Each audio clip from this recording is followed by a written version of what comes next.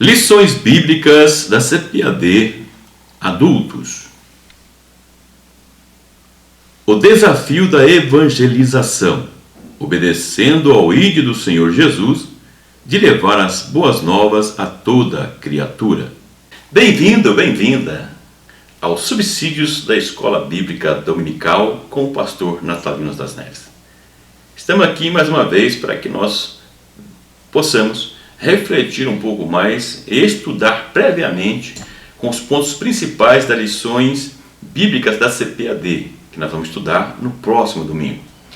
Nós estamos estudando aqui a lição de adultos, mas também gravo a lição de jovens, deixo o arquivo de slides da lição de jovens e adultos para você que é professor, professora, poder preparar a sua aula previamente, bem como alunos e alunas dessa classe possam também estudar previamente, com o intuito que alunos e professores estudando previamente, no domingo, lá na escola dominical, haja um crescimento, cada um contribuindo para o conhecimento de todas as pessoas que participam da escola dominical. Então, esse programa que nós temos aqui, em que nós contribuímos com os nossos comentários para a elaboração das lições bíblicas da CPAD, não tem o intuito de substituir a escola dominical aos domingos.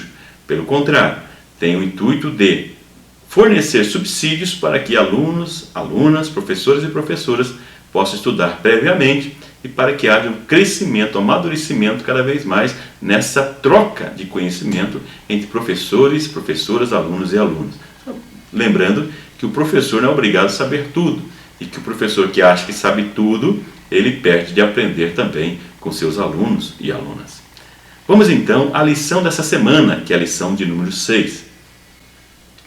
Lição 6. A evangelização dos grupos desafiadores.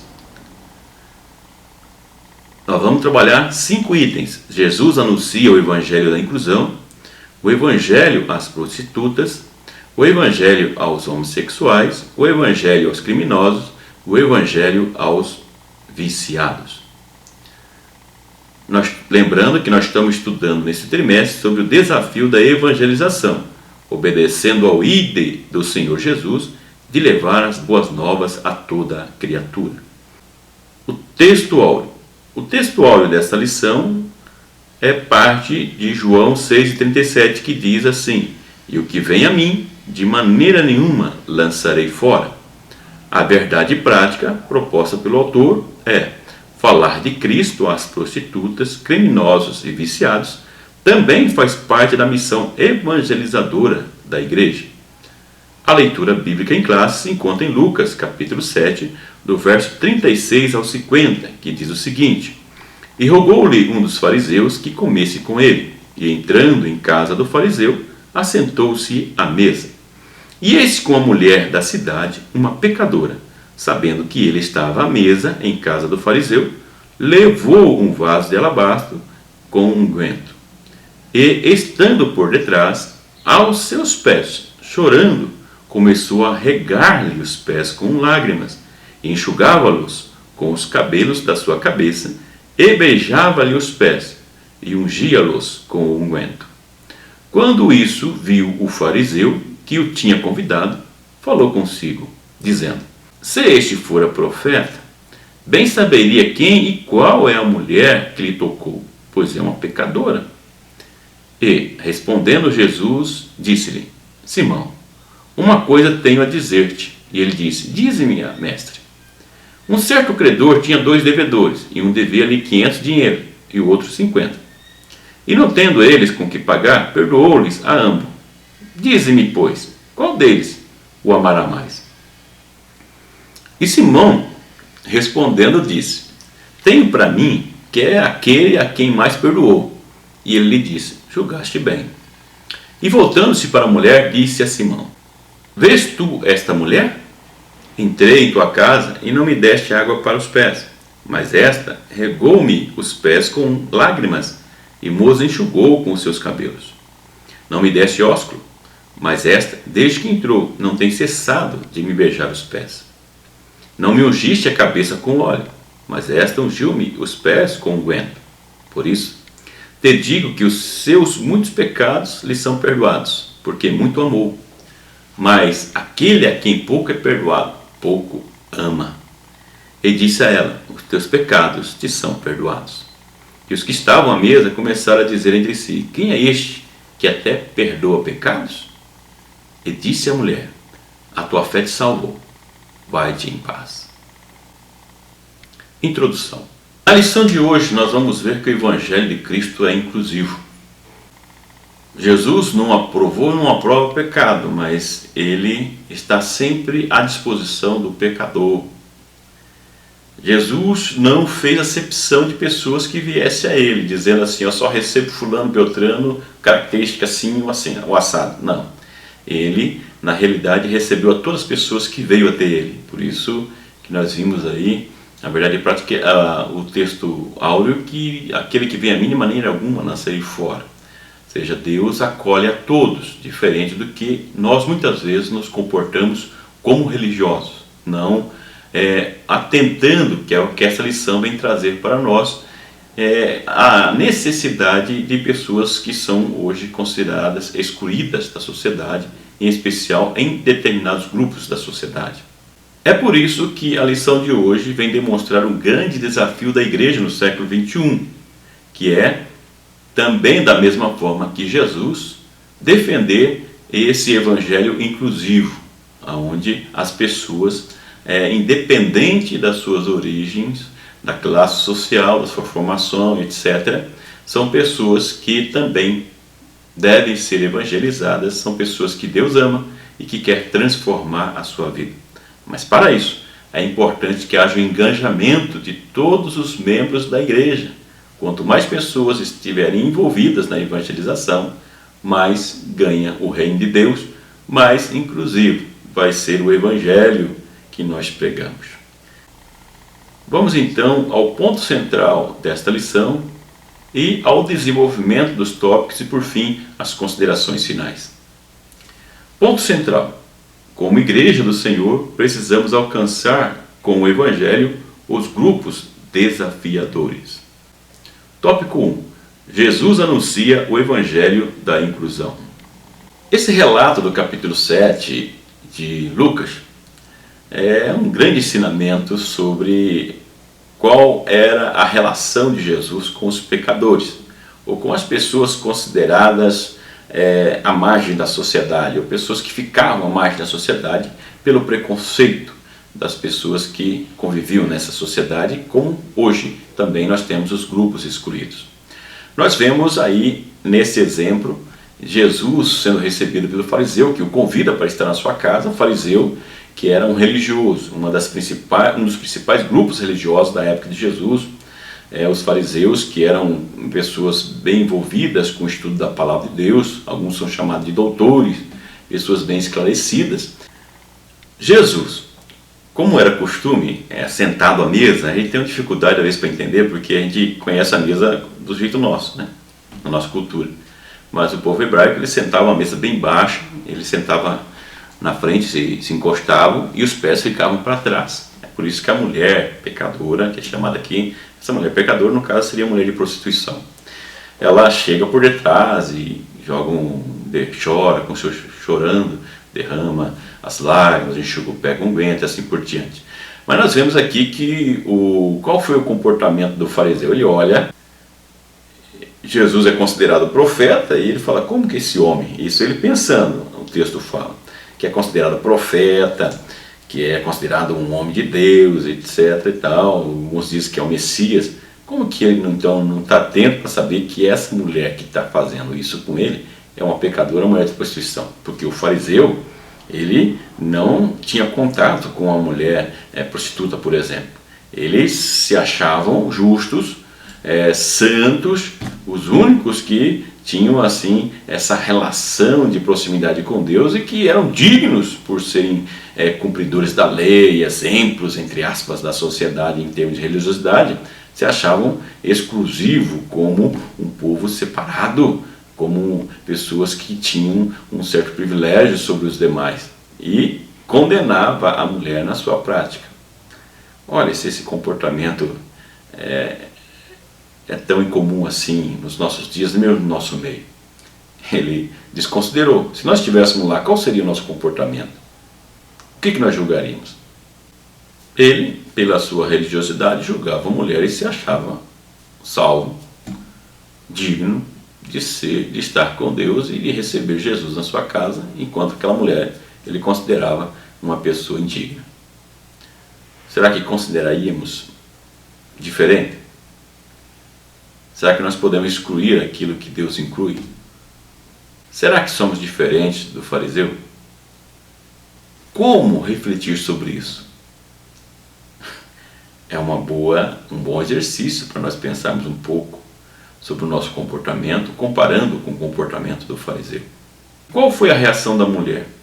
Conforme já citei, nós vemos que essa mulher não falou nada, não ousou falar nada, não se justificou em nada, porque ela sabia das suas falhas, do seu comprometimento, mas ela chega chorando aos pés de Jesus, ela só chora, derrama as lágrimas, enxuga, porque ela esperava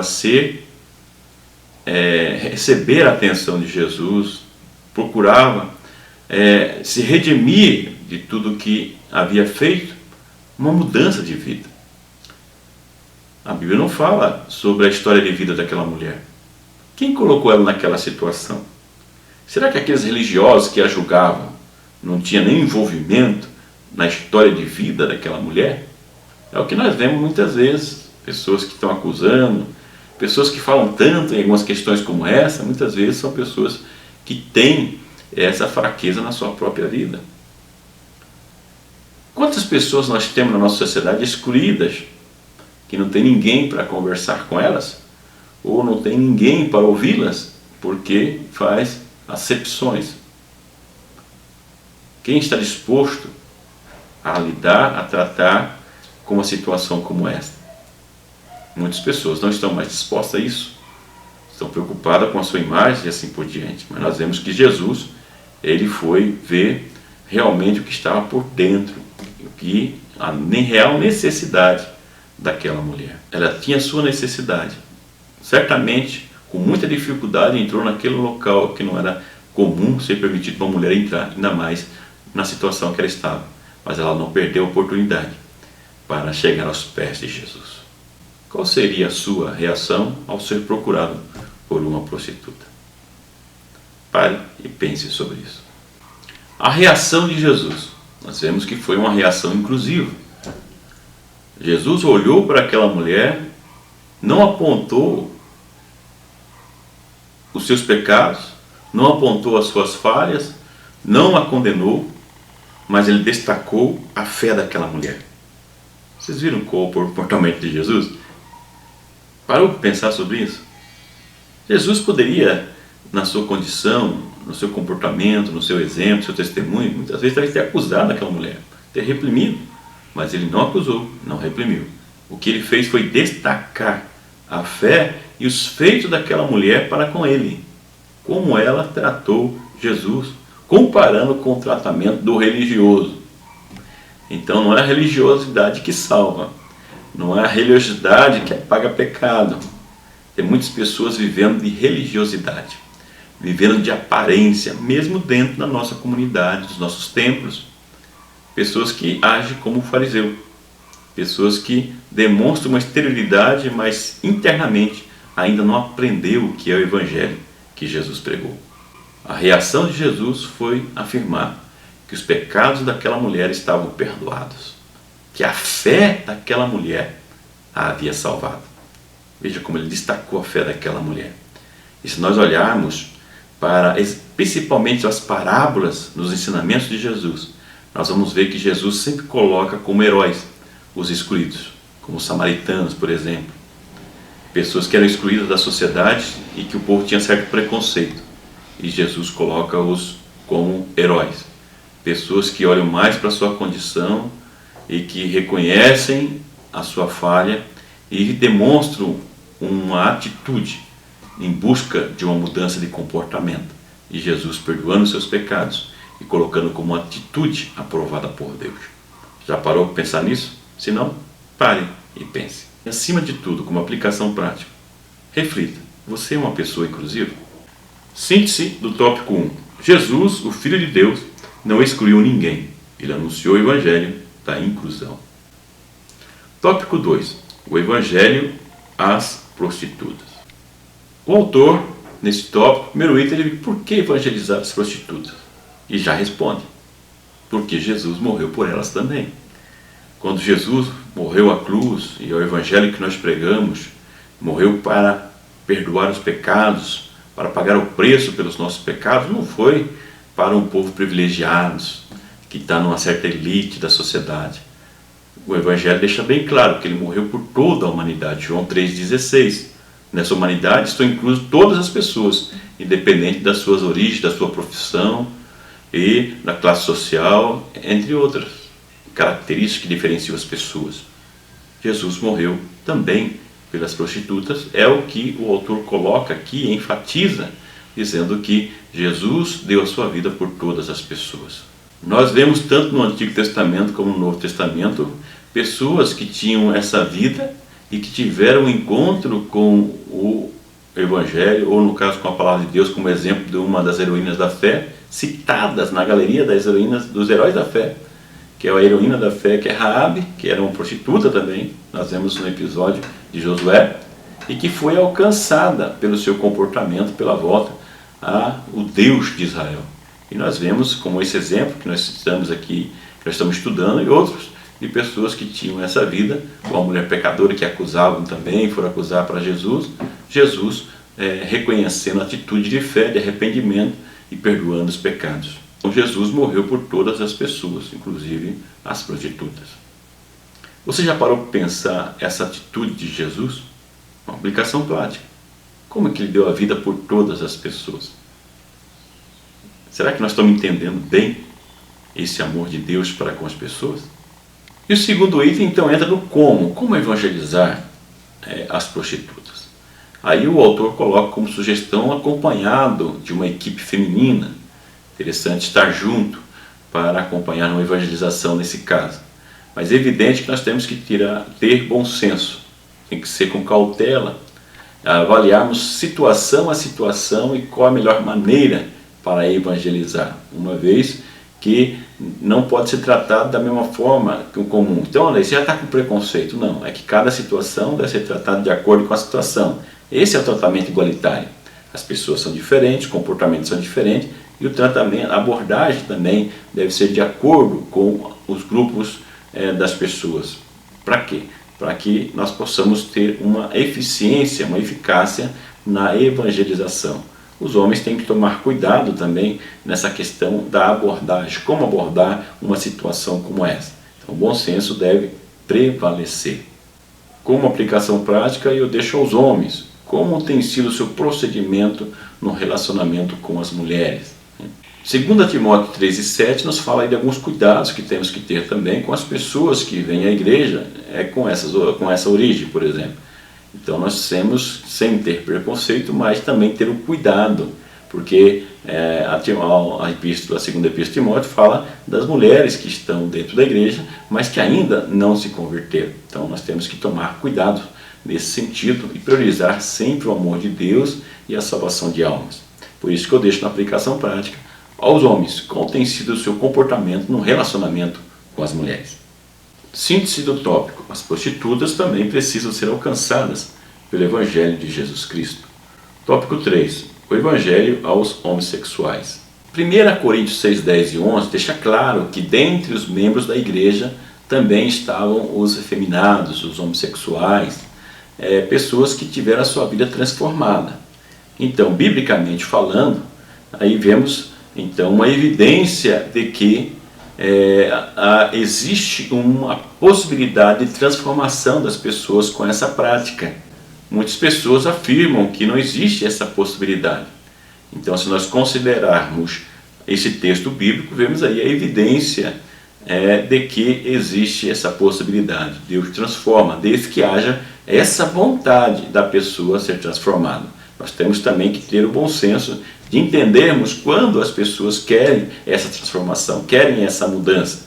Então não vão mudar ninguém, quem muda é o Espírito Santo de Deus. E vai existir muitas situações que as pessoas não vão mudar, mas, biblicamente falando, nós vemos que existe essa possibilidade e tem pessoas que vão mudar. Então, por isso, nós devemos pregar o Evangelho também a essas pessoas. Então nós vemos que, biblicamente falando, existe a possibilidade de transformação das pessoas na prática da homossexualidade. E como então evangelizar essas pessoas? Então, acima de tudo, com amor e respeito. Tem pessoas que, ao abordar ou falar do Evangelho, já trata com preconceito essas pessoas. Então nós temos que tomar o cuidado para nós demonstrarmos o amor de Deus na nossa vida, que tem por essas pessoas também, e o respeito, assim como um ser humano, tratarmos com dignidade as pessoas com essas práticas. Como já disse, Deus ama o pecador, mas não ama a prática do pecado. Nós também devemos proceder da mesma maneira. Outra questão importante é acreditar nessa possibilidade de mudança. Não adianta você pregar o Evangelho para uma pessoa que você não acredita que ela pode mudar. E nós vimos que, biblicamente falando, existe a possibilidade de mudança. Então, acima de tudo, nós temos que crer na mudança. E essa evangelização deve ser acompanhada, como o autor coloca, do discipulado e integração. São pessoas que, ao vir à igreja, vão ter mais dificuldades. Por mais que seja ensinado na igreja que não deve haver preconceito, vão existir no nosso meio pessoas preconceituosas, que não deveria. Então tem que ter o cuidado, o discipulado, o acompanhamento próximo dessa pessoa e a integração na igreja, que provavelmente vão ter mais dificuldade do que outras pessoas de conviver e se integrar na igreja por causa do preconceito que muitas vezes nós temos mesmo dentro das nossas próprias igrejas. Outra questão que eu coloco aí no arquivo de slide são as brincadeiras preconceituosas. Você acha que não existe ainda na nossa igreja? Tem muitas pessoas que não param para pensar sobre isso. Nós vemos muitas brincadeiras, às vezes, no convívio das pessoas, o que não pode acontecer. Já é uma forma de recepcionar essas pessoas. Imagine se fosse seu filho e sua filha. Você gostaria de ver o preconceito com seu filho e sua filha? Não, eu não corro esse risco. Todos nós corremos esse risco. Então, nós temos que cuidar da nossa família, orientar a família e também tratar bem o filho de outras pessoas com essa prática, que muitas vezes vem até nós, mas nós não temos que esperar, mas levar o Evangelho até essas pessoas. Uma aplicação prática. Eu pergunto, você já fez esse tipo de brincadeira com as pessoas? Muitas vezes desprezando as pessoas por seu comportamento, por suas práticas? Aplicação prática. Que sentimento teria se fosse seu filho e sua filha? Pense sobre isso. Síntese do tópico. Jesus ama os homossexuais, por isso precisamos alcançá-los com o Evangelho. Tópico 4. O Evangelho aos criminosos.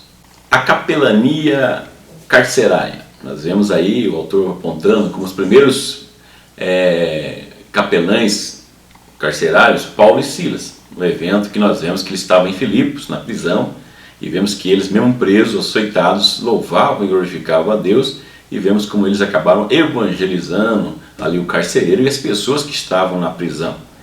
Então nós vemos que essa deve ser uma atenção da igreja também.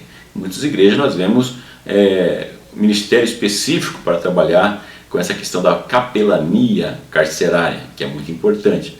Mas é bom enfatizarmos que as pessoas que devem estar envolvidas, ou os membros desse departamento, devem ser capacitados. No evento do aprisionamento de Paulo e Silas e tudo isso que nós já comentamos, né, da evangelização, como resultado nós vemos que o carcereiro e toda a sua família se converteu ao Evangelho. E não menciona as pessoas que ali estavam, mas certamente foram impactados também por esse poder do Evangelho. Paulo, como aplicação prática, aproveitava todas as oportunidades para pregar o Evangelho. Você tem aproveitado? Aí no item 2 fala sobre a capelania no Brasil. Então nós vemos que existe uma grande oportunidade aí na evangelização, existe um campo aberto grande para a evangelização nos presídios. Muitas vezes as pessoas não querem se envolver com isso, mas é um departamento importantíssimo que também deve ser incentivado nas igrejas. Mas acima de tudo, as pessoas envolvidas nesse departamento devem ser capacitadas, devem ser preparadas para esse tipo de evangelização, como os demais que foram citados aqui, que é colocado pelo autor, pastor Claudionor. Nós temos que investir na preparação das pessoas, não é simplesmente mandar, porque quando é colocado esses grupos desafiadores, como é colocado pelo autor, já colocado desafiadores porque existem as suas peculiaridades, e as pessoas devem ser preparadas para cada grupo qual ele vai abordar. No caso da capelania, nós temos várias igrejas que têm curso de capelania. As pessoas não gostam de se envolver muitas vezes com isso, Mas é um departamento importante que as pessoas também devem se envolver, a igreja deve promover para a evangelização dessas pessoas e para que elas sejam alcançadas também. Afinal de contas, Jesus morreu por elas também. Uma aplicação prática disso: o que você e a sua igreja têm feito pela capelania carcerária? Síntese do tópico: precisamos alcançar os criminosos com o Evangelho. Tópico 5. O Evangelho aos viciados. Viciados libertos.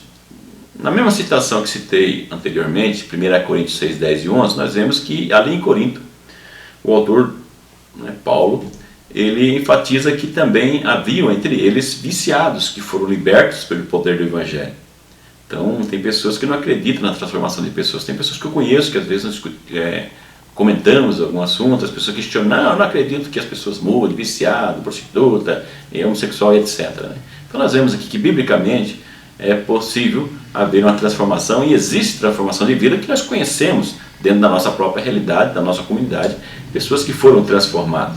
É outra área que deve ser trabalhada na igreja, essa questão das pessoas que são dadas para o vício, para que através do Evangelho elas possam ser libertadas e terem suas vidas transformadas. Isso se aplica mesmo aos nossos dias, as pessoas viciadas ao crack e muitas outras drogas que nós vemos aí. A gente fica preocupado. Tem um exemplo do meu filho. O meu filho, o ano passado, ele esteve em São Paulo, na Cracolândia, que é citado aí pelo autor, que é um trabalho que deve ser evidenciado.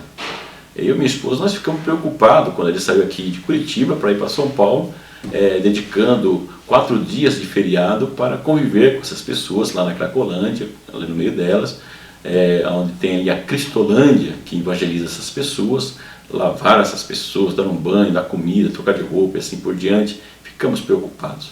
Este ano ele convidou e levou a minha filha e também o noivo da minha filha para fazer esse trabalho novamente. E foram então os 3 junto com a equipe para trabalhar lá na Cristolândia, em São Paulo. E querem todo ano fazer esse trabalho. E até pediu para que eu faça com ele também no próximo ano, nos anos posteriores, para acompanhar esse trabalho. A gente fica preocupado como pai, muitas vezes, em ver os filhos envolvidos em um trabalho como esse. Mas são pessoas que podem ter sua vida transformada também. Então nós sabemos que o percentual de pessoas que são transformadas não é tão grande assim. Mas existe esta possibilidade. E quanto há possibilidade, imagine a diferença que faz para uma vida. Eu via também uma reportagem agora recentemente sobre as pessoas na rua, a televisão fazendo reportagens nessas pessoas, e vi um casal demonstrando com a filhinha numa rua e dizendo que eles haviam deixado já há algum tempo o crack, mas por força de vontade. E o que mais motivou foi o nascimento da filhinha. E daí resolveram mudar essa realidade. Sabemos que é uma situação difícil, a mudança às vezes é difícil, mas o poder do Evangelho ele pode mudar as pessoas. Considerações finais. Assim como Jesus, devemos pregar um Evangelho inclusivo. Que cada igreja precisa verificar as reais carências de sua cidade e tomar medida estratégica para alcançar os grupos excluídos ou desafiadores, como coloca o autor. Nenhum segmento social pode ficar de fora de nossa ação evangelística. Então nós vimos nesta lição que o Evangelho de Jesus é inclusivo e que nós como igreja, e como dizendo salvos por Jesus, também devemos pregar um Evangelho inclusivo, incluindo aí, como vimos na lição, prostitutas, homossexuais, viciados e assim por diante, os demais grupos excluídos da sociedade, como coloca o autor, grupos desafiadores. Aí fica a reflexão, o que você tem feito, o que sua igreja tem feito em prol desses grupos. Que essa lição sirva como reflexão aos líderes das igrejas ao redor do Brasil, os países que estudam essa lição, para que haja uma mudança na questão da estratégia para o alcance dos grupos excluídos, esses grupos desafiadores. Agradeço pela sua atenção, mais uma vez peço que você nos ajude compartilhando esse vídeo para a sua rede social e divulgando também na sua igreja. Que o grande e infinito amor de Deus, que a graça e a paz do nosso Senhor e Salvador Jesus Cristo, que a comunhão e a consolação do Espírito Santo esteja com você hoje e sempre. Muito obrigado pela sua atenção, que Deus continue abençoando você e a sua família.